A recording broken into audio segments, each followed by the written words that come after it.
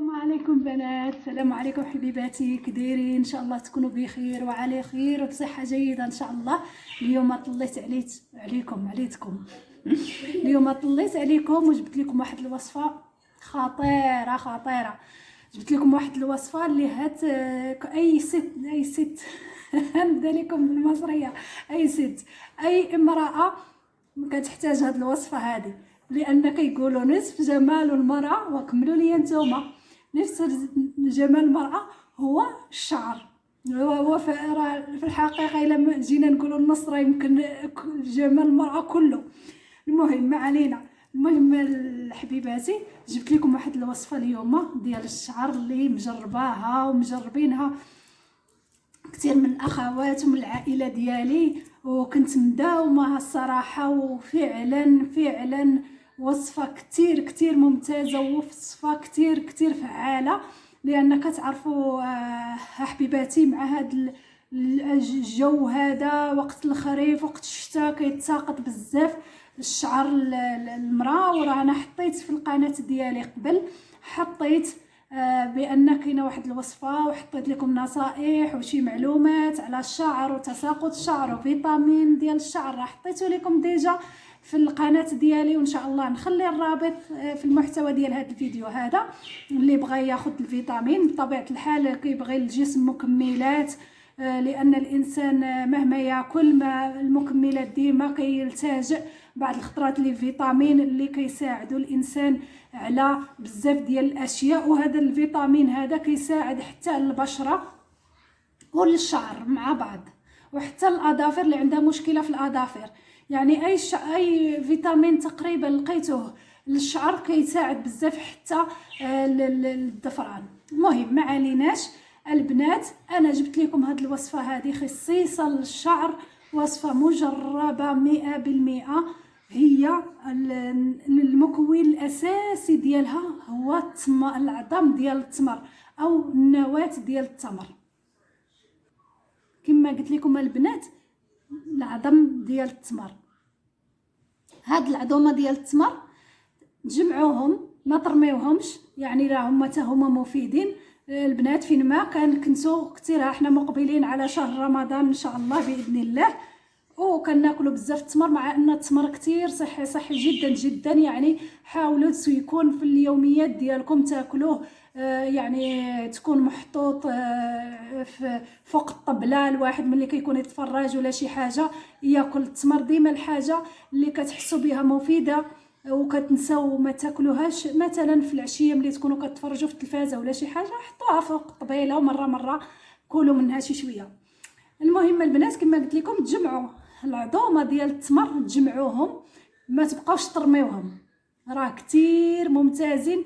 الوصفه كثير ممتازين لهاد الوصفه هذه ديال الشعر اللي قلت لكم. المهم كتجمعوا هاد العظومه ديال التمر، ملي كتجمعوا واحد الكميه لا باس بها، كتاخذوها كتديوها يا كتحمروها في الدار. مثلا انا كنحمرو مثلا في الميكرووند، حتى هو راه كيحمر. مثلا انا اللوز داك المملح كنديرو غير في الميكرووند، يعني ما كنحتاجش ندخلو للفران ولا شي حاجه. نتوما بغيتو تدخلوه للفران ما كاين حتى شي مشكل، وانما حتى الميكرووند الا بغيتوه تحمروه فيها راه هاد تحمر لكم في الميكرووند. المهم البنات، اللي ما عرفش الميكرووند هي الفرن هذاك الصغير اللي نسخن فيه الاكل، هذاك هو الميكروفيلا ولا الميكرووند. المهم البنات تحمروه تما او تحمروه بالفرن، ولا الناس اللي عايشين في الدول العربيه تقدروا مثلا بحال المغرب تقدروا تبعتوه للفران يحمر لكم من الفران، لان درجه الحراره كتكون عاليه عنده. ملي كتحمروا هذوك العظومه ديال التمر او النواه ديال التمر، كتشدوهم كطحنوهم.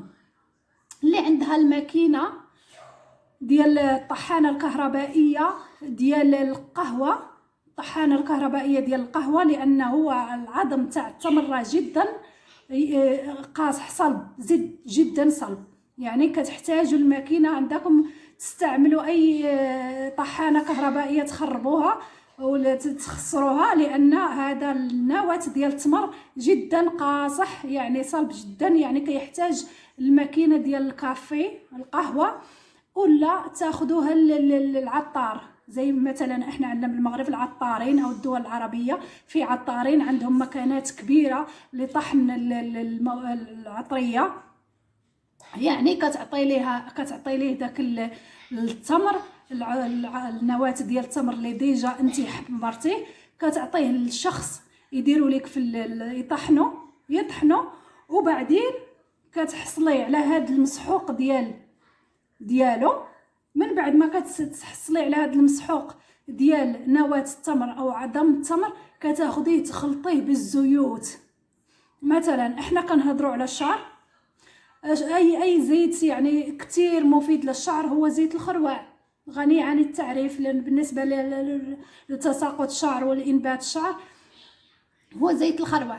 يعني تستعملوا زيت الخروع، زيت اللوز مثلا، انا استعملت زيت اللوز. عندنا زيت الارغان، كوسميتيك تاع زيت ارغان، ماشي زيت للاكل، هو زيت خاص للتجميل، كطلبوه زيت خاص للتجميل. عندنا زيت الكوكو.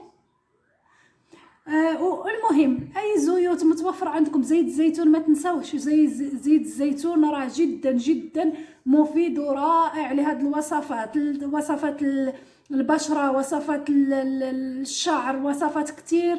زيت الزيتون ما تستهونوش به، لا تستهونوا بزيت البركه، راه فيه البركه فعلا، اسم على مسمى.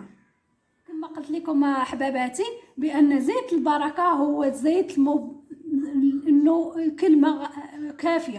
الكلمه كافيه انه تعبر عن هذا الزيت، انه زيت فعلا فيه مواد كتير، فيتامينات كتير مهمه. والبنات هاد الخلطه هذه تخلطوها مع هذه الزيوت وتعملوها في انينه.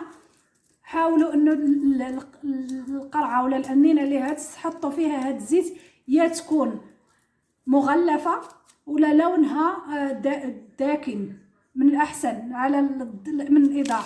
ها انتم البنات، انا هنايا راه الوصفه ديالي، وديما تحركوه لان كيبقى لتحت.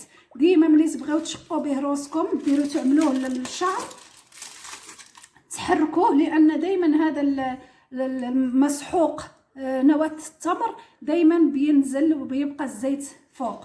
يعني من قبل ما تستعملوه دائما تخضوه ولا تحركوه مزيان، ومن بعد تشقوا به راسكم كله. تحاولوا كل الشعر تشققوا به شعركم مع مساج، راه كثير ممتاز للدوره الدمويه.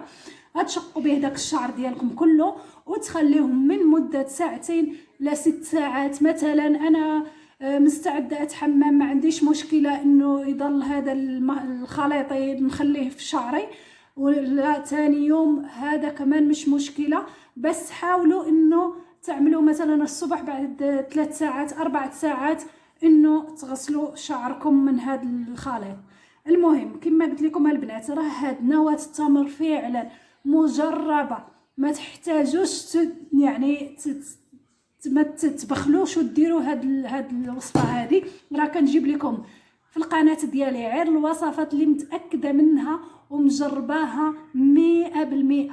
يعني ما كنجيبش لكم شي حاجه اللي ما هيش مجربه. يعني يا البنات راه كما قلت لكم قبل في هذا الفيديو اللي غنخلي لكم في صندوق الوصف، خليت لكم بانه هذاك القرنفل كمان تقدروا تطحنوه وتعملوه مع هاد نواه التمر، او تقدروا تحطوا ملعقه كبيره في البلسم ولا في الشامبو. اللي بيستعملوا الشامبو يحطوا ملعقه في الشامبو، واللي كيستعملوا البلسم للشعر يحطوه في البلسم ديال الشعر ملعقه ديال القرنفل، ويخليوها مده 24 ساعه قبل الاستعمال وتحطوها بالحمام.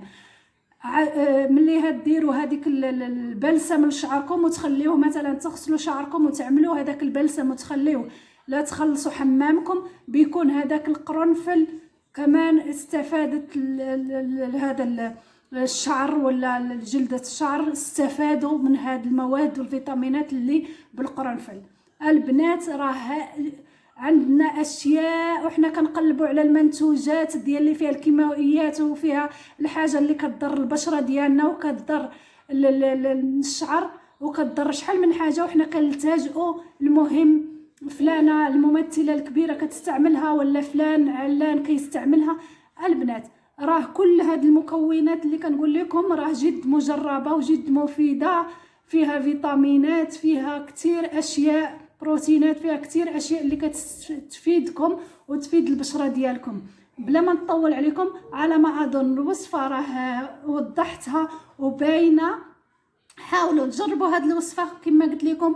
نواه التمر تحمروها وتحمصوها، تطحنوها وتستعملوها مع زيت الخروع، زيت اللوز، زيت الزيتون، زيت ارغان، زيت الكوكو، على حسب الزيوت المتوفره عندكم، على حسب الزيوت المتوفره عندكم، او الزيوت اللي تليق ببشره الراس او جلدة الرأس، اللي ما عندكمش حساسية ضدها استعملوها في هذه الخلطة تاع نواة التمر او عظم التمر. راه فعلا فعلا وصفة رائعة ومجربة وتبارك الله. راه الشعر ما نعاودش لكم، هاي طوال ويكتف، والمتقصف هاي يرجع صحي، الزغبة تولي صحية وتطوال وتتكاتف. وان شاء الله باذن الله كنتمنى لكم يوم سعيد، وحتى الفيديو اخر باذن الله.